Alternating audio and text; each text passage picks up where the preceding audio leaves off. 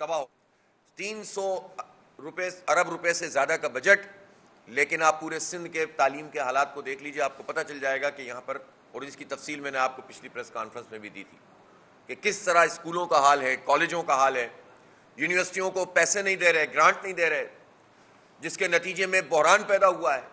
سارا بوجھ آپ طلبہ پہ ڈال دیتے ہیں. اب دیکھیں یہ جرائم کہاں پنپتے ہیں. یہ جرائم ان آبادیوں میں پنپتے ہیں جو لیس پریویلیجڈ ہوتی ہیں, ان آبادیوں میں پنپتے ہیں کہ جہاں کے معاشی حالات خراب ہوتے ہیں. وہاں سے را مٹیریل ملتا ہے مافیاز کو. مافیاز تو بہت بڑی بڑی طاقت رکھنے والے لوگ ہوتے ہیں, وہ تو ان میں تو بہت پڑھے لکھے بھی ہوتے ہیں, ان میں تو بہت زبردست قسم کے پولیٹیشین بھی وڈیروں اور جاگیرداروں کی صورت میں اور شہری جاگیرداروں کی صورت میں ہوتے ہیں کہ جو اس پورے سسٹم کو چلا رہے ہوتے ہیں. لیکن ان کو را مٹیریل کہاں سے ملتا ہے؟ ان کو را مٹیریل وہاں سے ملتا ہے جہاں آپ ایجوکیشن نہیں دیتے, وہاں سے ملتا ہے جہاں آپ صحت کی سہولت نہیں دیتے, وہاں سے ملتا ہے جہاں پر وہ لوگ رہتے ہیں کہ جو اپنی بنیادی ضروریات پوری نہیں کر سکتے, ان کو آپ تعلیم نہیں دیں, صحت کی سہولت نہیں دیں, آپ ان کو روزگار نہیں دیں, لیکن آپ کرائے پر اسلحہ دے دیں ان کو, تو آپ سوچ سکتے ہیں کہ اسٹریٹ کرائم آپ کیسے روکیں گے. جبکہ نیشنل ایکشن پلان میں ہی پولیس ریفارمز کی بات کی گئی تھی, ہمارے سندھ میں تو اس کا کوئی اثر نظر نہیں آیا ہمیں. اسی طریقے سے بھرتیاں, اسی طریقے سے ٹرانسفر پوسٹنگ, من پسند لوگوں کو لگانا اور کرپشن کا ایک پورا نظام چلانا, وہ چلتا رہا. ظاہر ہے اس کے نتیجے میں حالات تبدیل نہیں ہوں گے. کل اگر میٹنگ ہوئی ہے تو اب اس کی ایگزیکیوشن میں یہ بات بہت واضح طور پر طے ہونی چاہیے. اور جب اتنے بڑی لیول کے لوگ یہاں پر موجود تھے, پرائم منسٹر کو بھی ہونا چاہیے تھا, نہ جانے وہ کیوں نہیں آئے.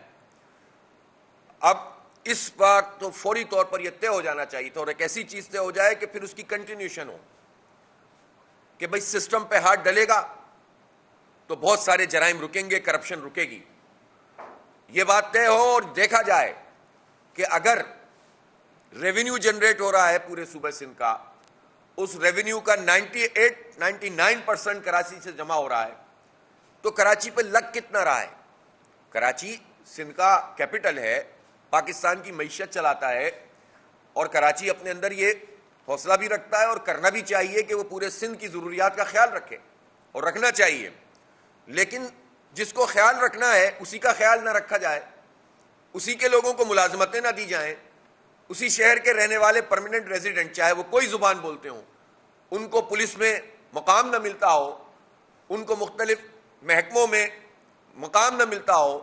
آپ پورے سروسز کا حال دیکھنے, وہاں کراچی کے رہنے والے کتنے آپ کو نظر آئیں گے. سندھ سیکریٹریٹ چلے جائیں, آپ ڈی سی آفیسز میں چلے جائیں, آپ ریونیو بورڈ میں چلے جائیں, رجسٹرار آفس میں چلے جائیں, آپ جہاں چلے جائیں آپ کو کراچی کے لوگ ملیں گے ہی نہیں.